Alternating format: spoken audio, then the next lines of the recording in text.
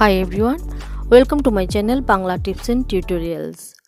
আমরা কাঁঠাল এবং কাঁঠালের বীজের পুষ্টিগুণ, উপকারিতা, অপকারিতা এবং এর ব্যবহার সম্পর্কে জেনেছি। এবার জানব কাঁঠালের খোসার অসাধারণ একটি ব্যবহার সম্পর্কে। আমরা প্রত্যেকেই কাঁঠাল খাওয়ার পর খোসা ফেলে দেই, তবে এটি জেনে অবাক হবেন যে পাকা কাঁঠালের খোসা দিয়ে ঘরোয়া উপায়ে খুব সহজে বাচ্চাদের প্রিয় খাবার সুস্বাদু জেলি তৈরি করা যায়। যদি ভিডিওটি ভালো লাগে তবে অবশ্যই লাইক, শেয়ার এবং কমেন্টস করবেন, সাবস্ক্রাইব করে পাশে থাকবেন। আর যারা অলরেডি আমার চ্যানেলকে সাবস্ক্রাইব করে রেখেছেন তাদেরকে অসংখ্য ধন্যবাদ। এই জিনিসটি তৈরি করতে প্রথমেই পাকা কাঁঠালের খোসা সংগ্রহ করতে হবে। তারপর খোসাকে ছোটো ছোটো টুকরো করে নিয়ে এগুলি পরিষ্কার জলে খুব ভালোভাবে ধুয়ে নিতে হবে। এবার কড়াইতে নিয়ে ডুবন্ত জলে এই টুকরোগুলো সেদ্ধ করতে হবে যতক্ষণ না পর্যন্ত জলের রং পরিবর্তন হচ্ছে। যখন খোসা সেদ্ধ করা জলের রং পরিবর্তন হয়ে যাবে তখন কড়াই উনুন থেকে নামিয়ে নেবেন।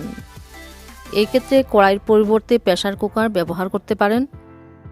এবার মিশ্রণটি ছাঁকনি দিয়ে ছেঁকে নিয়ে রসটা রেখে দিন, আর ছাঁকনিতে যে অংশ থাকবে তা ফেলে দিবেন।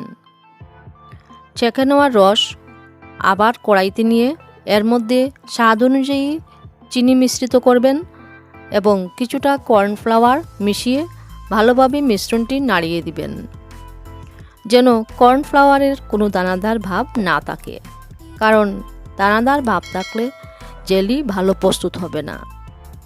এবার চিনি এবং কর্নফ্লাওয়ার মেশানোর পর কড়াইটি আবার উনুনে বসিয়ে হালকা আঁচে মিশ্রণটি ফুটতে দিন। বারবার মিশ্রণটি নাড়িয়ে দিতে হবে, কখনোই হাই হিটে এটি প্রস্তুত করতে যাবেন না। তারপর এই মিশ্রণের মধ্যে ফুড কালার মিশিয়ে দিন। সর্বোচ্চ 1 থেকে 2 ফোঁটা ফুড কালার মিশ্রিত করতে পারবেন। ফুড কালার ঘরে না থাকলে এটি ব্যবহার না করলেও চলবে। এই কালার মিশ্রিত করার একটি উদ্দেশ্য, তাতে জেলির রং অনেকটাই সুন্দর হয়। এবার মিশ্রণটি ভালোভাবে ফুটানোর পর যখন ঘন হয়ে আসবে এবং বড় বড় ফেনা তৈরি হবে তখনই বুঝে নিতে হবে জেলি তৈরি হয়ে গেছে। আর এটা খুব ভালোভাবে তৈরি হয়েছে কিনা তা বোঝার জন্য একটি চামচের মধ্যে সামান্য মিশ্রণ তুলে নিয়ে 2 আঙ্গুল দিয়ে এর আঠালো ভাবটা হয়েছে কিনা তা দেখে নিতে পারেন। যখন দেখবেন এমনটা হয়ে এসেছে তখন সঙ্গে সঙ্গে উনুন থেকে কড়াই নামিয়ে নেবেন। তৈরি হয়ে গেল প্রাকৃতিক সুস্বাদু জেলি।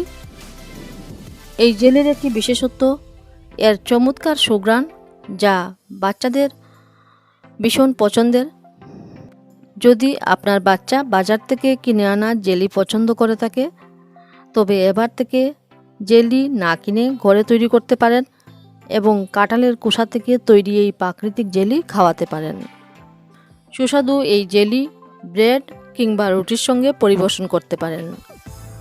ছোটো বড় প্রত্যেকেই এই জেলি খেতে পারেন, তবে যাদের ডায়াবেটিসের সমস্যা রয়েছে তারা অবশ্যই এটি খাবেন না।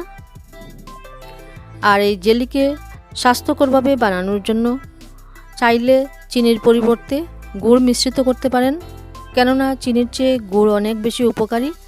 আজ এই পর্যন্তই। সবাই ভালো থাকুন, সুস্থ থাকুন।